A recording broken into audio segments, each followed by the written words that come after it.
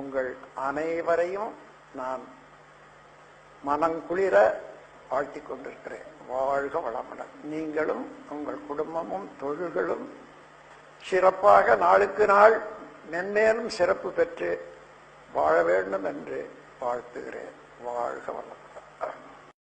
எல்லா வல்ல இறையருளாலே அனைவரும் உடல் நலம், நீளாயுள், நிறை செல்வம், உயர்ப்புகள், மெஞ்ஞானம் ஓங்கி வாழ்வதோடு உங்கள் அனைவருக்கும் எல்லா வல்ல இறையாற்றல் இரவும் பகலும் எல்லா நேரத்திலும் எல்லா இடங்களிலும் எல்லா தொழில்களிலும் உறுதுணையாகவும் பாதுகாப்பாகவும் வழிநடத்தியாக அமையுமாக. வாழ்க வளமுடன். வாழ்க வளம். வாழ்க வையகம், வாழ்க வையகம், வாழ்க வளமுடன். குரு வாழ்க, குருவே துணை. இன்று நாம் சிந்தனைக்கு எடுத்துக்கொண்டிருக்கும் தலைப்பு ஓங்காரம். ஓங்காரம் என்பது உயிர் ஓசை ஆகும். ஓங்காரம் ஓம் கூட்டல் காரம், பலத்த ஒலி, ஓசை என்றது அர்த்தம். ஓம் என்பதும் மந்திரம் பிரணவம் ஆகும். அ கூட்டல் உ கூட்டல் இம் இணைந்ததே ஓம் என்ற எழுத்திற்கு பிரணவம் என்பது பொருள். ஓங்காரம் என்பது எந்த மொழியிலும் எழுத்துக்கள் பிறப்பதற்கு மூல காரணமாக இருப்பது ஒலியே. அந்த ஒலியே, சப்தமே பிரணவம் எனப்படுகிறது. மகரிஷி அவர்கள் ஞானக்களஞ்சிய பாடலில் உரம் நெஞ்சில் கொண்டு உன்னை அறிந்தால் ஓங்காரம் சிவம் சக்தி உயிர் நீ ஒன்றே என தெரிவித்துள்ளார். சப்தத்தின் மூல நிலையை ஓம் என்ற சொல்லால் உணர்த்துகிறார்கள். இம் என்னும் எழுத்தின் மூலம்தான் ஓங்காரத்தின் ஒரு இயல்பை பிறருக்கு உணர்த்த முடியும் என்று நினைத்தவர்கள் இம் என்ற சப்தம் எழாமல் இருக்க அதை ஞாபக அளவில் உணர்ந்து கொள்ளும்படி விளக்கம் செய்தார்கள். ஓசையின் விரிந்து உயர்ந்த உச்ச நிலையை உணர்த்த உயிரெழுத்தாகிய ஓவின் மூலம் சப்தத்தை எழுப்பி உயர்த்தி காண்பித்தார்கள்.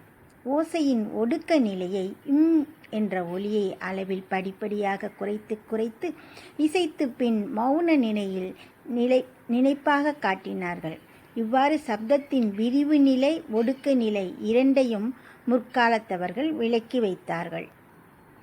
ஓங்காரம் என்பது உயிர் ஓசையாகும். ஒடுக்கி மூலம் காண அதுவே மெய்யாம். ஓங்காரத்தில் உயிரை ஒடுக்கவென்றால் ஓ என்ற எழுத்தினை முதலில் நீக்கு. ஓங்காரம் அடக்க நிலை பெற்றது அங்கே. உடனே நீ மகரமெய்யின் ஓசை நீக்கு. ஓங்காரத்தில் உயிர்மெய் நிலைகள் தேர்ந்து உட்பொருளே நீ ஆவாய் அனுபவமாம். உலகம் தோன்றுவதற்கு முன்பே ஓம் என்ற பிரணவ ஒலி நிலவி இருந்தது என்றும், ஓங்காரத்துள்ளே உதித்த ஐம்பூதங்கள் ஓங்காரத்துள்ளே உதித்த சராசரம் எனவும் திருமந்திரம் ஓங்கார தத்துவத்தை சிறப்பிக்கிறது. பதஞ்சலி முனிவரும் ஓம் என்பது கடவுளின் ஓசை என தெரிவித்துள்ளார். ஓம் என்ற பிரணவமே ஆதிவஸ்து என்கிறார் அகத்திய பெருமான். எந்த மொழியிலும் எழுத்துக்கள் பிறப்பதற்கு மூல காரணமாக இருப்பது ஒலியே ஆகும். அந்த சப்தத்தின் மூல நிலையே ஓங்காரம் ஆகும். பொதுவாக நாம் எழுத்துக்களை உச்சரிக்கும் போது நம் உடலில் ஏற்படும் அசைவுகளுக்கு ஏற்ப உடலில் இரசாயன மாற்றங்களும் உடல் மன இயக்க செயல்பாடுகளும் அமைகின்றன. அ எனும்போது தொண்டையில் அசைவு ஏற்பட்டு தைராய்டு, பாராதைராய்டு சுரப்பிகளில் அதிர்வு ஏற்படும். உ எனும்போது மார்பில் தைமஸ் சுரப்பிகளும், ஏ எனும்போது வயிற்றில் அட்ரினல் சுரப்பிகளும் அசைவு ஏற்படுகிறது. ஓ என்று சொல்லும்போது அடிவயிற்று பகுதியிலும் பால் உணர்வு சுரப்பியிலும் அசைவு ஏற்படுகிறது. அடிவயிற்று பகுதி முதல் தலை நடு உச்சி வரை அனைத்து நாளமில்லா சுரப்பிகளிலும் அசைவு ஏற்படுகிறது. ஓ என்று வாயை திறந்தவுடன் நாக்கு அசைந்து மேல் அன்னத்தை தீண்டாமலேயே தொண்டையிலிருந்தே இவ்வோசை பிறக்கிறது. இவ்வோசை நாம் பேசும் மற்ற எல்லா ஒலியை விட இயற்கையானது, மிகவும் சிறப்பானது. வாயை திறந்து உள்ளிழுக்கும் மூச்சை வெளிவிடும்போது ஓ என்ற ஒலி பிறக்கிறது. அவ்வொலியின் கடைசியில் வாயை மூடும்போது என்று ஒலி பிறக்கிறது. ஓம் எனும் மந்திரத்தை உச்சரிப்பதால் மன அழுத்தம் குறைகிறது.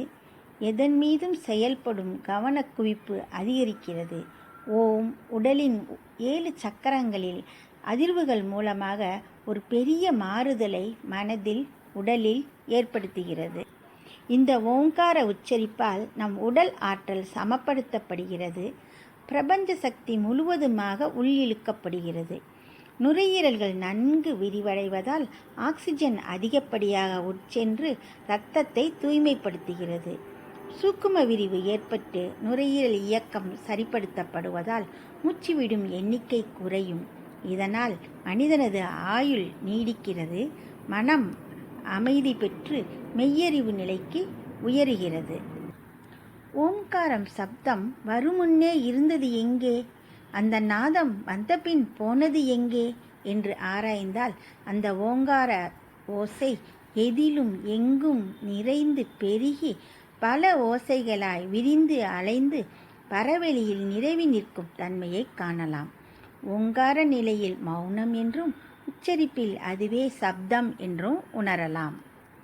சூரியனுடைய மேற்பரப்பிலிருந்து உமிழ்கின்ற நெருப்பு பிழம்பிலிருந்து உண்டாகும் அலைகளை சிறுக அதாவது 40 நாட்கள் வரை தொடர்ந்து சேகரித்து பின்னர் அதை ரேடியோ அலைகளாக நம் காதுகளில் கேட்கும் நிலைக்கு மாற்றிடும்போது அந்த அலைக்கற்றைகள் ஓம் அம் என வரக்கூடிய ஓசையை புலப்படுத்தியதாக நாசா விண்வெளி ஆராய்ச்சி நிறுவனம் சமீபத்தில் கண்டுபிடித்துள்ளது. இதன் மூலம் ஓங்கார ஒலி என்பது இயற்கையின், பிரபஞ்சத்தின் ஒலி என்பது விளங்குகிறது. ஓம் ஒலி கேட்டு உணர்ந்தால் உள்ளொளி ஞானம் தோன்றும் என்கிறது மய விஞ்ஞானம். நம் அருட்தந்தை அவர்கள் ஓம் என்று செபிப்பவனை பக்தன் என்போம், அதன் உட்பொருளை உணர்ந்தவனை ஞானி என்போம் என்கிறார். அதாவது ஓம் என்பதனை ஒரு மந்திரமாக உச்சரித்து ஜெபிப்பவனை பக்தன் என்று சொல்லுகிறார். அதே சமயம் ஓம் என்பதன் பொருள் உணர்ந்து செயல்படுபவனை ஞானி என்று சொல்லுகிறார். மனம் ஒடுங்கி மூலம் கண்டால் ஓம்காரம் மெய். ஓசைக்கு மூலமும் முடிவுமாய் உள்ள ஒரு நிலையே ஓங்கார நிலை என்று உணர்ந்தவனே ஞானியாகும். ஓசை என்ற நிகழ்ச்சிக்கு மூலப்பொருள் மௌனம். ஓங்கார ஓசையின் உட்பொருள் மெய்ப்பொருளே. மகாகவி பாரதியும் ஓங்காரத் தலைவி ஓம்காளி என சக்தியை பூஜிக்கின்றார். புள்ளியே எழுத்துக்கெல்லாம் மூலம், ஒலிக்கெல்லாம் மூலம் ஓங்காரம். மனம் ஒடுங்கி ஒடுங்கி ஓங்காரத்தின் இயல்பை ஆராய்ந்தால் அது மௌனம் ஆகும். கடவுளே, இயற்கையே ஓம் என்ற ஓசையுடன் அரூபமாக இருக்கிறார் என்ற தெளிவு மனவளக்கலை அன்பர்களாகிய நமக்கு வர வேண்டும். இரு கரங்கள் ஓங்கி ஒன்றை ஒன்று தட்ட எழுந்த சப்தம் இருந்த நிலையே ஓங்காரம் என்கின்றனர். சப்தங்கள் எல்லாம் இப்பிரபஞ்சத்தில் எங்கிருந்து தோன்றுகின்றன என ஆராய்ந்தால் அதற்கு மூல நிலை ஓங்காரமே. சப்தம் வந்த பின் சென்ற இடமும் ஓங்காரமே. இந்த அற்புதத்தை பிரபஞ்சம் முழுவதும் காந்த ஆற்றலாக, பிரணவ ஆற்றலாக ஓங்காரம் பரவெளி முழுவதும் நிரவி நிற்கின்றது. ஓங்காரமே பெருமளவில் நிறைந்து நிற்கின்றது என்ற உண்மையை உணர்ந்தவர்கள் ஞானிகள் என்கிறார் மகரிஷி. ஆம், நாம் பிரம்மஞானிகள் அல்லவா? நமக்கும் இந்த ஓங்கார தத்துவம் தெளிவாயிட இறையருளும் குருவருளும் துணை புரியட்டும். நன்றி. வாழ்க வளமுடன்.